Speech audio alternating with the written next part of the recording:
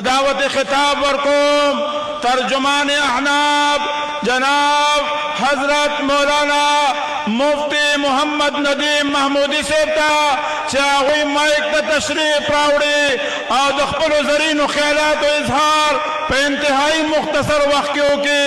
جناب حضرت مولانا مفتی ندیم محمودی صاحب نعره تکبیر.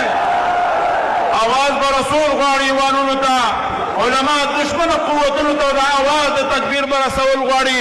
نعره تکبیر، نعره تکبیر.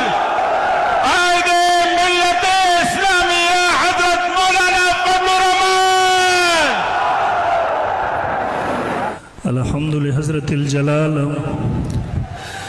والصلاة والسلام على أفضل الرسالة وعلى آله وصحبه الذين هم أهل الفضل والعدالة. أما بعد فأعوذ بالله من الشيطان الرجيم. بسم الله الرحمن الرحيم. ولا تقولوا لمن يقتل في سبيل الله أموات بل أحياء ولكن لا تشعرون. وقال رسول الله صلى الله عليه وسلم موت العالم مصيبة لا تجبر. اللهم صل على محمد عبدك ورسولك وصل على المؤمنين والمؤمنات والمسلمين والمسلمات. انتهائی واجب الاحترام حضرات علماء کرام او د جمعیت علماء اسلام د حریت پسند قافلے سره تعلق لرونکو هم سفر او هم عقیده ملګرو، یقینا مونږ تاسو چې نن د کوم عظیم داعی مربی او هغه عظیم قائد او محدث په یاد کې راجمع یو. دغه پوره ژوند او زندگی د علم او د اصلاح او د تدریس لپاره وقف و. نن یقینا په جبو باندې خبرې دي لیکن زړونه غمجن دي. زړونه د حضرت شیخ شهید رحم الله په فراق او جدائی کې دردمند غمجن او پریشان دي. ان العين تدمع والقلب يحزن وانا بفراقك لمحزونون. یقینا محدث اعظم شیخ الحدیث حضرت مولانا محمد ادریس شہید نور اللہ مرقدہ د یوې علاقې یا د یوې ادارې نه بلکې د پوره عالم اسلام او د مسلمانانو سرمایه وه چې د حضرت شیخ د علم او د ارشاد نه پوره دنیا او مسلمانان سیراب کېدله. یقینا حضرت شیخ شهید رحم الله هغه صرف د کتاب پورې محدود نه و بلکې هغه د پوره امت مسلمه د ځوانانو د زړونو معمارو، د پوره امت مسلمه د ځوانانو ذهن هغوی اخلاقي تربیت یې کوو، پوره امت خیر او هدایت طرف ته رابلو. حضرت شیخ شهید رحم الله د هغه ژوند او زندگی هغه د تقوا، د اخلاص او د وفا، هغه د قربانۍ عملی نبودوا.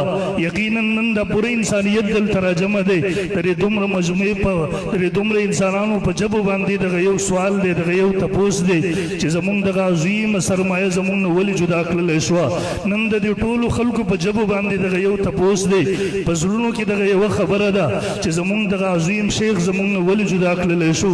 یقینا نن په زړونو کې نن په جبو باندې دغه یو سوال او تپوس دی چې په دغه جدید دور کې جرم او مجرم نشي پټېدلی.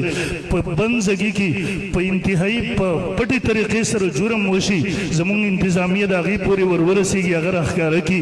لیکن په دغه مین شاهراو سړک باندې دومره عظیم محدث د حدیثو دومره عظیم امام هغې باندې ډزې وشولې، د هغې بدن دغه نازک بدن په ګولو باندې سوری کړلی شو، د هغه هغه سپینه ږیره په وینو باندې سره کړلی شوله.